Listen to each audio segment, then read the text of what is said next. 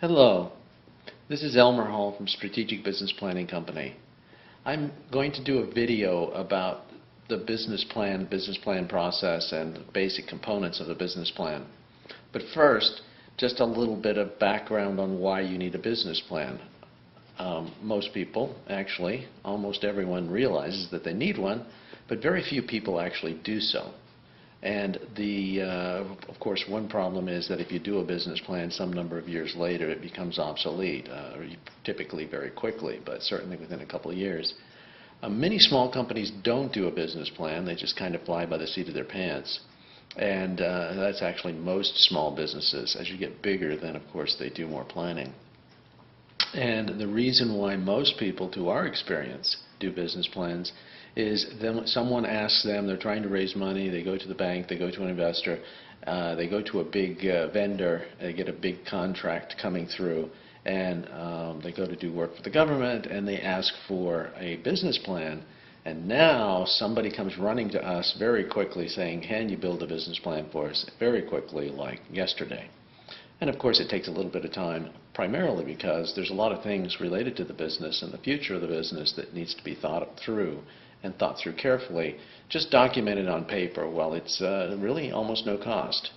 And we're able to do that for existing businesses, of course, which is great because you've got the best available market research in the world, real live sales, or for complete startups where a lot of work has to be done to analyze the market and develop it to make sure that the business has the best possibility of success.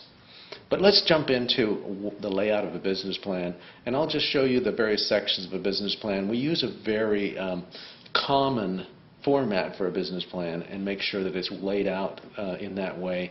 That way anyone reading it can very quickly find the components of the business plan that they want to see, exactly where they want to see it, and they can find it immediately. Thanks. Let's go have a look. Elmer Hall here, diving into the details of a business plan, section by section, the anatomy. You want the cover page of the business plan to be very professional, the whole layout to be clean, clear, covering the key elements, showing the logo, giving the key contact information, and typically the back cover would be similar. So you want it to be very professional, nothing overdone. The table of contents can follow a very standard formula, something that is extremely good for consulting and planning purposes, and also something that's pretty familiar to most investors. So the executive summary would be the very last thing you write, because you don't know what goes in there until you finish the rest of the business plan. The business description is the legal description and such, including a mission and a vision. The product strategy is the benefits to whom. Marketing analysis is the facts as we know them, and those usually lead to the next step, which is the marketing plan. Marketing plan is to whom you're going to sell, how much, and by whom you're going to make those sales.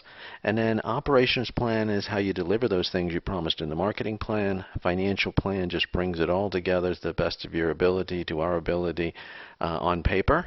And last thing is the summary. Again, the very last thing after all of the things well planned out is you go write a short, sweet executive summary. The executive summary. This is the most important part of the business plan, so most people spend a lot of time on it. In fact, we often find someone writing his or her own business plan that's what they've written repeatedly. But it needs to be short, it needs to be sweet, it needs to convey the whole concept of the business, and it needs to have enough information to really hook the potential investor that would be interested in the plan. If they don't get through the business executive summary, then they won't go anywhere else in the business plan. Now the kicker, the problem with the executive summary is that that may be the only thing that someone reads, and from there's no telling where an interested investor might go, so they can go to any section, and that's a little bit of a problem in terms of controlling the information. The vision mission explains why the company exists and where is it going in the future. Everything throughout the business plan and throughout the business should be aligned with this vision and this mission of the organization. That includes all the goals and objectives and everything else that follows in the business plan. The company plan is how the company is organized. We actually start with the organizational chart, the one that exists now if there's an existing company, and then we build one that would be several years hence, probably 2 to 3 years, but certainly as the company starts to mature. If it was a big funding effort coming on and then a lot of growth to the business, then what are the 10 or 15 positions that will be in place in 2 years? And we actually grow the hiring process so that we bring those people on board throughout the duration of the business plan.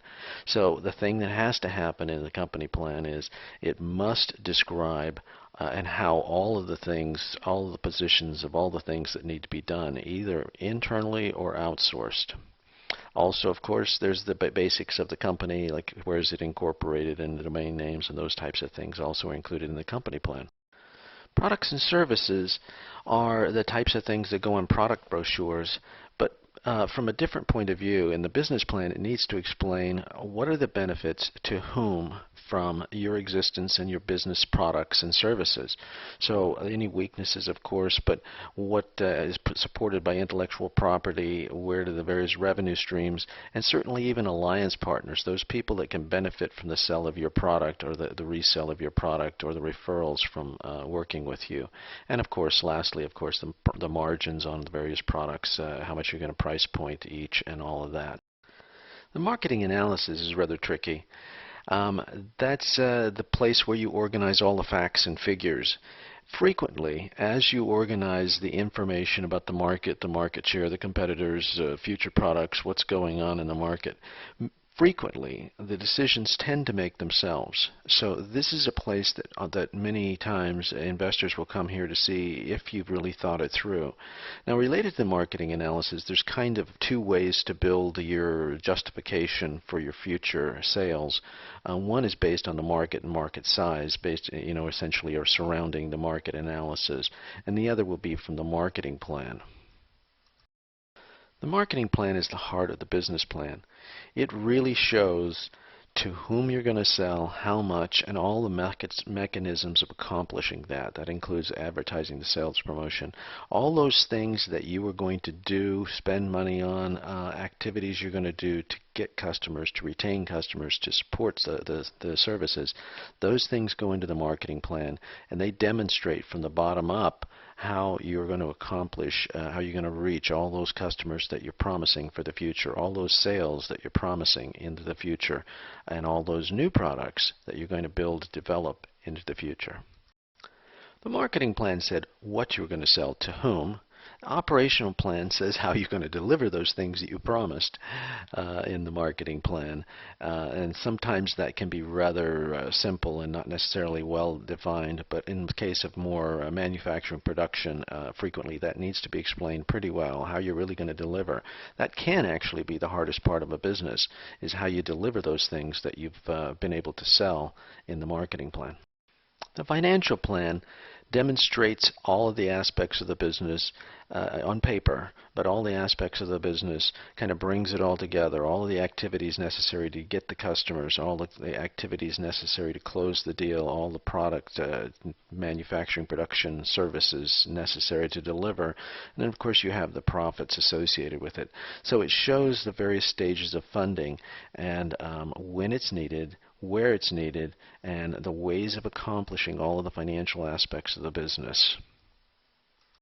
And lastly is the summary of the business, where you're looking at how much money do you need, when, what are some of the upside downside risks, and what are the possible expected returns, profitability, and such.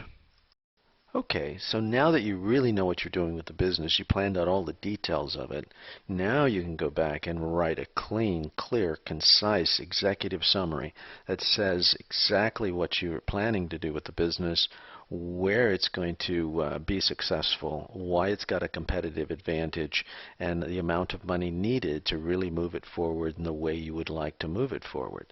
And then with that in hand, you have a very clean couple set of pages, 3-4 pages. Often you would just give the executive summary to a potential investor. If they ask for more, then you know that you've got someone interested. If they don't, you know they're not. And that's all they're going to read anyhow to begin with. When they do want to read the business plan, you'll find that they go off reading in different directions. For example, one thing might be to go to the management section in the company and find out what makes these people think they can accomplish that. Another one would be to go to the marketing plan, but frequently they actually go to the appendices that contain the actual numbers and just start to look at the numbers directly, skipping all through the rest of all the wording that you put in place. There are many benefits to doing the business plan development up front before starting a business or before launching a major initiative. And of course, the biggest one really is just planning it through first, where it's not very expensive to change your mind and say, hey, let's not do it, or let's do it completely differently. The other, of course, is you get the right amount of money funding in place before you launch, so you don't get in the middle of something and then not have enough money to execute. And of course, there's just so many other benefits that you can integrate business partners and such.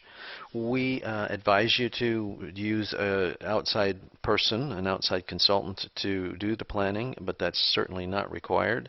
By all means, go off and do it. There are software out there, there's books, there's articles, there's all kinds of good stuff to help you develop a quick and a good business plan. Definitely don't spend all your time planning, and get to a point where it makes sense to execute, and then go off and try it and see what happens. This is Elmer Hall. I hope you've enjoyed the presentation. We provide the plans at Strategic Business Planning Company that every business needs. We also specialize in areas of intellectual property commercialization, but from the business point of view, not the lawyer point of view.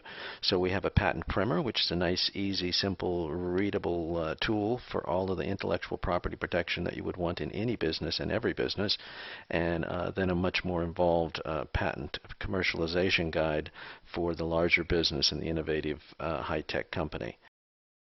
This is Elmer Hall at Strategic Business Planning Company, and we provide the plans that every business needs.